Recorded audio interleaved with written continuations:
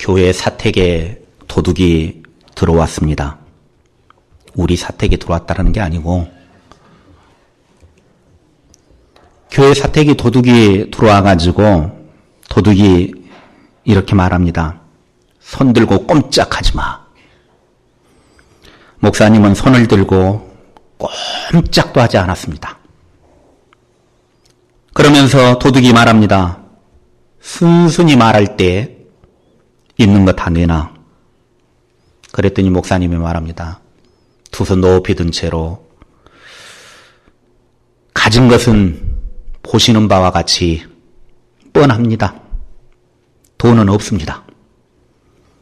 칼을 들고 위협하던 도둑이 이리 두리번거리고 저리 두리번거리고 뭘 가져갈 수 있겠나 하고 아무리 찾아봐도 가져갈 만한 게 없고 쓸 만한 게 없는 겁니다.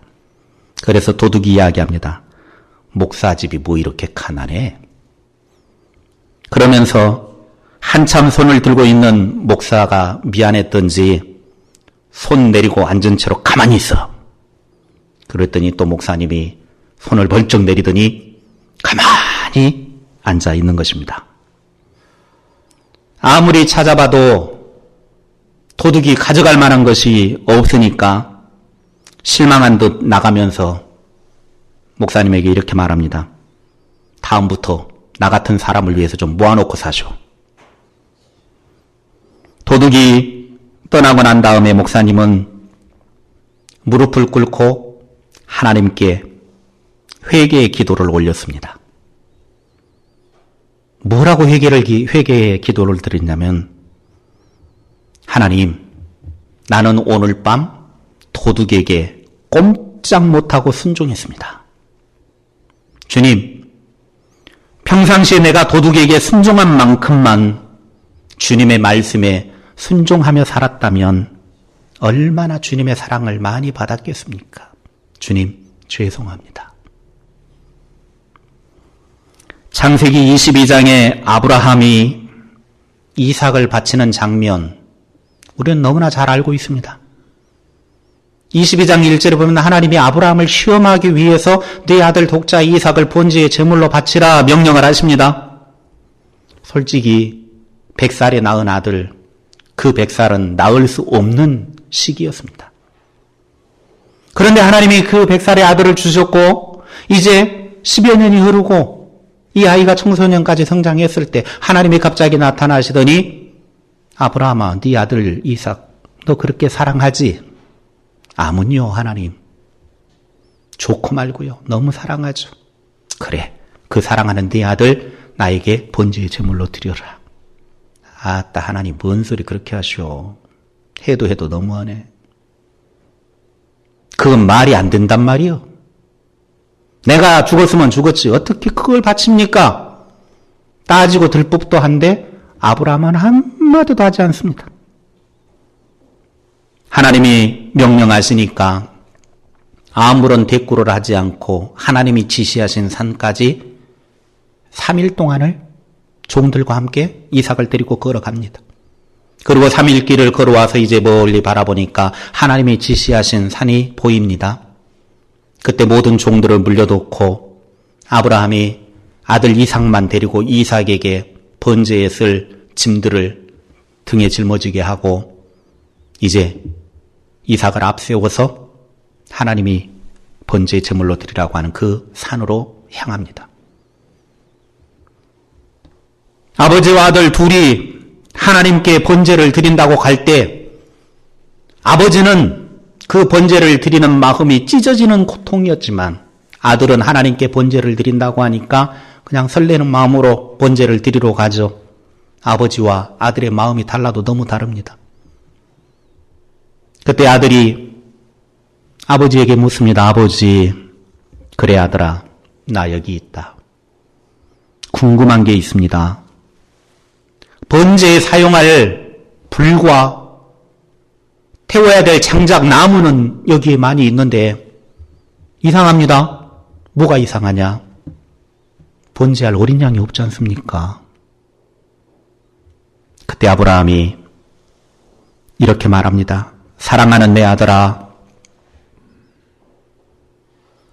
번제로 드려질 어린 양은 하나님께서 자기를 위해서 직접 준비하실 것이다. 두 사람이 함께 묵묵히 하나님이 명령하신 산으로 이동합니다. 도착하자마자 아브라함은 그곳에 하나님께 번제를 드리기 위해서 제단을 쌓고 제물을 태울 장작을 버려 놓습니다. 그런 다음 자기 아들 이삭을 묶어서 제단 위에 쌓아놓은 나무 위에 눕힙니다. 그리고 사랑하는 아들을 칼로 잡아서 목숨을 끊고 번제의 제물로 드리기 위해서는 각 마디마디를 다 꺾고 잘라내야 되기 때문에 칼로 내리치려고 합니다. 그때 하나님이 당신의 사자를 급히 보내어 아브라함을 제지합니다. 그리고 대신 하나님이 미리 준비해 두신 순양으로 아브라함이 제사를 마쳤습니다. 그러면서 하나님께서 아브라함에게 말씀하시기를 네가 네 아들 독자까지도 아끼지 않고 나에게 바쳤으니 네게 큰 복을 주고 네 자손이 하늘의 별과 같이 바다의 모래같이 많아지게 하겠다 약속하셨습니다. 아브라함의 생애에 있어서 최대의 사건이었던 이삭 희생제사 사건은 한 인간이 하나님께 드릴 수 있는, 또 역으로는 하나님이 인간에게 요구하시는 믿음과 순종의 절대 경지를 보여주는 사건입니다. 아브라함은 이 사건을 통해서 구약 선민 이스라엘 민족의 최초의 직계 조상으로서는 물론 후대의 영원한 믿음의 아버지로서의 지위까지 얻게 되었습니다. 아브라함의 이런 순종은 장차 하나님의 백성들이 하나님께 보여야 될 믿음의 진정한 자세, 그걸 제시해주고 있습니다. 존 비비어라고 하는 목사님이 쓴 순종이라고 하는 책에 이 세상 어디에서 진정한 자유를 얻을 수 있을까라고 하는 질문을 던지면서 그에 대한 대답을 이렇게 합니다.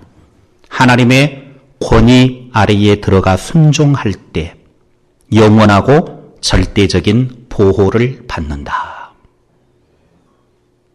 하나님께 순종하는 것은 영원한 하나님의 보호의 길이며 참된 안식의 길이며 진정한 자유에 이르게 하는 축복의 길입니다. 우리는 내 마음에 들지 않는 하나님의 말씀에 시시때때로 거칠게 반항 의식을 가지고 살아갑니다. 그러면서 하나님 말씀에 마음이 안 들면 거칠게 반항을 합니다. 그렇게 반항을 통해서 하나님의 권위 아래에서 도망하려고 하지만 솔직히 하나님께 반항을 하면 할수록, 하나님께 도망치면 도망칠수록 더 깊은 수렁텅이에 빠져든다라고 하는 사실입니다. 그러나 현명한 사람은 순종의 결단을 통해서 하나님의 보호하심과 하나님의 은혜 안에 살게 됩니다. 그러므로 용기 있게 순종의 결단을 해야 됩니다. 솔직히 아브라함이 그 사랑하는 아들을 하나님께 번제의 제물로 바친다라고 하는 것, 거칠게 반항하고 싶어 했을 것입니다. 순종하는 것이 그렇게 쉽지는 않았을 것입니다. 그럼에도 불구하고 하나님의 명령에 반항하지 않고 순순히 순종을 했을 때 하나님의 놀라운 축복의 역사가 일어나더라는 것입니다. 누가 그리스도인입니까? 19세기 남아프리카의 성자이자 기도와 성령의 사람이었던 앤드류 모레이가 이렇게 말을 했습니다. 모든 그리스도인은 주님을 영접하는 순간 순종의 학교에 입학한 학생이다. 예수 그리스도를 주님으로 영접하는 그 순간부터 하나님의 말씀에 순종해야 될 학교, 그 학교에 입학한 학생입니다. 우리는 우리의 모든 삶을 통해서 주님께 순종하는 순종의 삶을 살아야 합니다. 이스라엘 백성들이 광야 생활하는 그 모든 것은 자기들의 삶으로 사는 것이 아닙니다. 하나님께 순종하기만 하면 되는 거예요. 그 순종의 훈련을 40년 동안 시켰습니다. 그런데 40년 동안 하나님의 순종의 훈련을 받는 그 광야 학교 속에서도 계속해서 불순종하고 또 불순종했습니다. 왜 하나님이 그렇게 광야에서 40년 동안 순종의 훈련을 시켰습니까? 장차 약속의 땅인 가나안 땅에 들어가면 하나님의 말씀에 순종하기가 쉽지가 않기 때문에 40년 동안 그렇게 훈련을 시킨 겁니다. 40년 동안 훈련해도 순종하기가 어려우니 하나님은 그렇게 광야에서 고된 훈련을 시키는데 그 순종의 훈련에 그들은 실패하고 말더라는 것입니다. 우리가 주님을 사랑하는 만큼, 주님을 사랑하는 그만큼 우리는 주님께 순종하게 될 것입니다. 주님께서는 순종하는 사람에게 자기 자신을 나타내 보이시겠고, 순종하는 사람은 하나님으로부터 사랑을 받게 될 것이라고 말씀하셨습니다. 순종이라고 하는 것은 우리의 상식, 우리의 이성, 우리의 지식, 경험 다 버리고 그냥 그분의 말씀만 의지하고 나아가는 것입니다. 왜 사람들이 순종하기가 힘드냐? 내 생각이 너무 많아서 그래요. 내 지식이 똑똑하다고 생각하니까 그래요. 내 경험이 최고라고 생각하니까 안 되는 거예요. 다 내려놓고 그냥 말씀만 의지하면 순종하는 거예요. 어떠한 조건이 없습니다. 하나님을 사랑하니까 무조건 순종하는 거예요. 사랑에는 그 어떠한 조건이 붙지 않아요. 솔직히 사랑하면 어떤 조건 안 붙어요. 사랑하지 않으니까 자꾸 조건이 붙는 것입니다. 아브라함은 하나님을 사랑하니까 하나님께서 말도 안 되는 명령을 하셨을 때 조건을 달지 않고 그냥 순종했습니다. 사랑의 하나님 앞에서 아브라함처럼 조건 없는 아름다운 순종의 삶으로 살아갈 수 있기를 바랍니다. 무슨 말씀을 하시든지 순종하겠다라고 하는 의지와 결단의 연속이 되기를 바랍니다. 어린 사무엘에게 하나님이 잠잘 때마다 나타나시잖아요. 사무엘아, 사무엘아. 엘리 제사장이 부르는가 보다. 뛰어가잖아요. 부르셨습니까? 주의 종이 여기 있습니다. 아니다, 나 안 불렀다. 가서 자라. 또 하나님이 부릅니다. 아이고, 우리 스승님 부르시는가 보다. 또 뛰어가잖아요. 나 너 안 불렀다. 가서 자라. 계속해서 하나님이 부르셔요. 아직까지 하나님의 음성을 경험하지 못한 사무엘. 그때 엘리 제사장이 딱 간파를 하잖아요. 하나님이 지금 부르시는가 보다. 그래, 너는 가서 잠을 자다가 너를 다시금 부르는 소리가 들리거든 주의 종이 듣겠나이다. 주의 종에게 말씀하옵소서. 그렇게 이야기해라. 아니나 다를까 다시 누웠는데 하나님의 음성이 들립니다. 사무엘아, 사무엘아. 그때 엘리 제사장이 시킨 대로 무릎을 꿇고 주의 종이 여기 있습니다. 주의 종에게 말씀하십시오. 무슨 말씀을 하시든지 듣겠습니다. 여기에 듣겠다라고 하는 말은 그냥 귀로 듣는다 그 말이 아니에요. 듣는다라고 하는 히브리 개념의 말은 들었으면 그 들은 말을 삶으로 옮기겠습니다까지가 듣겠다라고 하는 거예요. 우리는 그냥 듣는다 그러면 귀로만 듣는다 그렇게 생각하는데 히브리 개념은 그게 아니에요. 듣는다라고 하는 것은 듣고 그 말씀대로 실행하겠습니다. 하나님이 어린 사무엘을 불렀을 때 주의 종이 듣겠습니다. 말씀하십시오. 주님의 종이 무슨 말씀을 하시든지 그 말씀을 듣고 내가 그 말씀대로 실행에 옮기겠습니다. 말씀하십시오. 여러분, 하나님의 음성을 듣기를 원하십니까? 그렇다면요, 우리의 의지는 뭐가 돼야 되냐면, 하나님이 말씀하시면 그 말씀하신 것에 대해서 나는 무조건적으로 실행에 옮기겠습니다. 결단이 되어야 돼요. 그런 결단도 없이 하나님 말씀하십시오. 내가 듣겠습니다. 그런 사람은 잘못하다 죽어요. 하나님이 나에게 말씀하시기를 원하신다고 하면 내가 그 말씀대로 순종하겠습니다. 그런 의지와 결단이 우리들에게 있어야 돼요. 아브라함은 하나님이 그렇게 말도 안 되는 명령을 하셨을 때 아무 조건을 달지 않고 그냥 순종했어요. 왜 그런 줄 알아요? 아브라함이 그만큼 하나님을 사랑했기 때문에 그래요. 아들 독자 이삭보다 하나님을 더 사랑했기 때문에, 하나님을 더 소중히 여겼기 때문에. 무슨 말씀이시든지 나는 하나님의 말씀에 순종하겠습니다. 이게 우리들에게 필요하다라는 거예요. 그런데 참 하나님은 희한한 게 뭐냐면요, 그 소중한 아들 이삭을 죽이는 분이 아니더라는 거예요. 가져가 보려고 없애버리지 않더라는 거예요. 하나님이 우리들에게 어떤 무리한 요구들을 하실 때는요, 하나님이 그걸 없애버리려고 그러는 것이 아니라 더 큰 복과 은혜 속으로 이끌어가기 위해서 하나님이 하신다라고 하는 사실입니다. 아브라함을 보십시오. 네 아들 독자 이삭을 번제의 제물로 바쳐라. 하나님의 명령에 순종해서 갑니다. 이삭은 아버지 제물은 없는데 어떻게 합니까? 평상시에는 제물까지 다 있었는데 이거 없지 않습니까? 그때 뭐라고 이야기해요? 하나님이 준비하실 것이다. 그런데 아니나 다를까 믿음으로 행하였더니 하나님이 이미 그 산에다가 순양 한 마리 다 준비해 놨어요. 그래서 그 양을 아들 대신 번제의 제사로 드렸습니다. 그리고 나서 하나님이 네가 네 아들 독자 이삭보다 나를 더 사랑하는 것을 내가 알았다. 시험에 통과한 거예요. 그러니까 22장 1절에 하나님이 아브라함을 시험하기 위해서 하셨다. 아브라함은 잘 모르는 거죠. 오늘 우리가 하나님이 어떤 명령을 하셨을 때 말도 안 되는 명령이지만 그 명령에 아멘 하고 순종하면 하나님의 놀라운 역사는 우리의 삶 속에 일어나게 된다라는 사실입니다.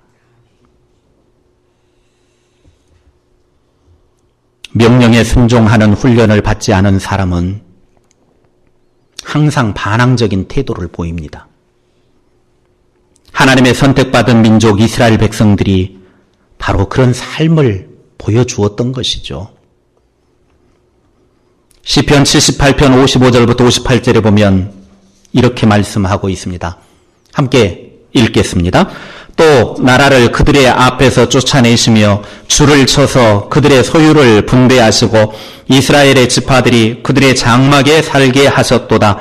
그러나 그들은 지존하신 하나님을 시험하고 반항하여 그의 명령을 지키지 아니하며 그들의 조상들같이 배반하고 거짓을 행하여 속이는 활같이 빗나가서 자기 산당들로 그의 노여움을 일으키며 그들의 조각한 우상들로 그를 진노하게 하였으매. 이스라엘 백성들의 삶의 그 모든 모습들이 그 조상 때부터 계속해서 하나님을 향하여 대항하고 하나님을 향하여 반항하고 불복종하는 삶의 연속이었다라는 것입니다. 그런 모습이 우리들의 모습이 되지 말아야 된다라는 거죠. 반항을 하는 것이 삶에 쌓여가기 시작하면 하나님의 말씀에 계속해서 반항적이 되지만 하나님의 말씀에 순종하는 삶을 내 삶에 쌓아가기 시작하면 늘 순종하게 되어져 있습니다. 그게 사람의 성품이 되어버리는 것이죠.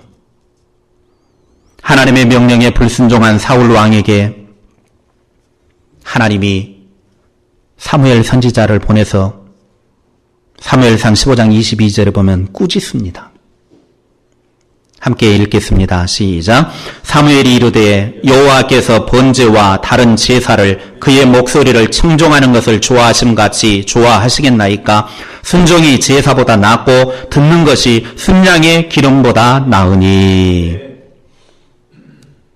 하나님이 사울왕에게 전쟁에 나가면 전리품이고 뭐고 남기지 말고 다 죽여라.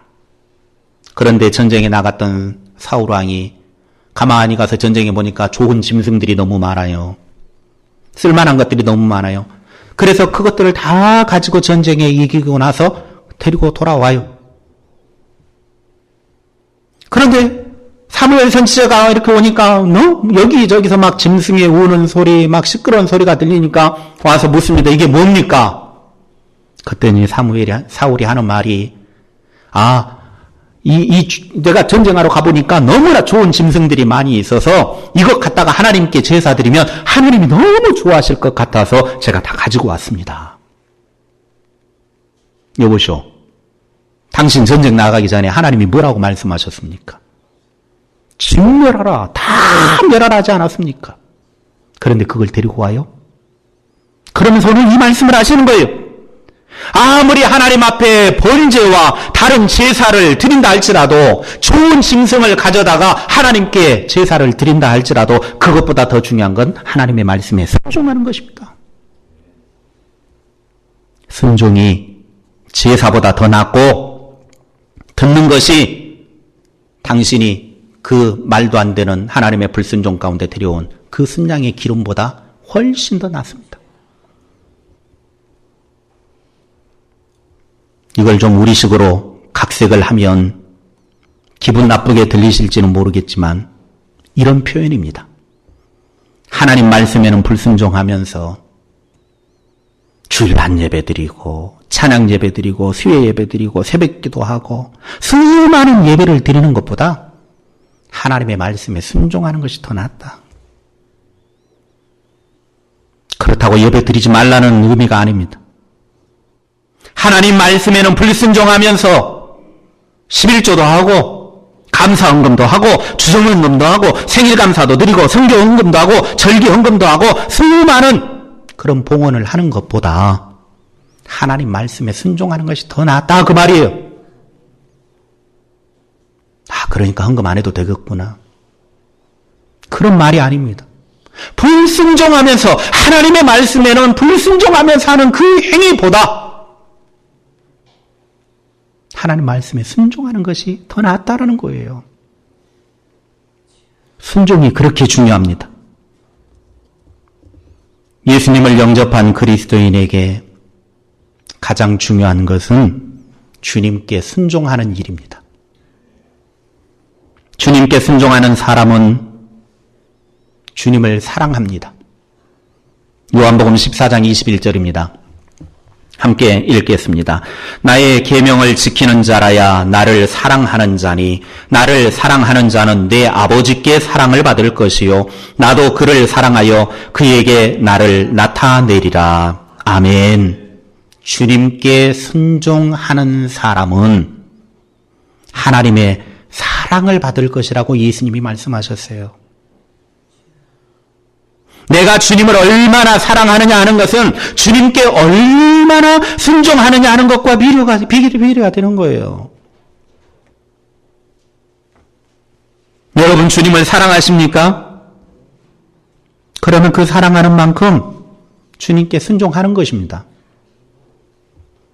예수님은 말씀하십니다. 요한복음 8장 51절에 진실로 진실로 너희에게 이르노니 사람이 내 말을 지키면 영원히 죽음을 보지 아니하리라. 예수님의 말씀을 듣고 그 말씀에 순종하는 사람은 영원히 죽지 않는 영생의 삶을 누리게 될 것이라고 주님은 약속하셨습니다. 하나님 말씀에 순종함을 통하여 하나님의 사랑 많이 받으시기를 축복합니다. 하나님 말씀에 순종함을 통하여 예수님의 사랑 많이 받으시기를 바랍니다. 하나님 말씀에 순종함을 통하여 예수님께서 늘 자기 자신을 나타내 보이시는 축복을 누리시기 바랍니다. 예수님이 자기 자신을 늘 보여주신다. 얼마나 큰 축복인지 모릅니다. 우리에게 주어진 삶 속에서 하나님의 말씀에 순종하는 아름다운 날들이 되시기를 바랍니다. 2019년 한 해 가는 모든 삶의 순간순간 속에서 내 의지, 내 뜻, 내 경험, 내 지식이 아닌 하나님의 말씀에 순종하고 하나님을 사랑하기 때문에 그 말씀에 순종하여 하나님이 아름답게 열어주시는 축복의 삶을 살아가는 주님의 사람들이 되시기를 주님의 이름으로 축원합니다. 기도하겠습니다.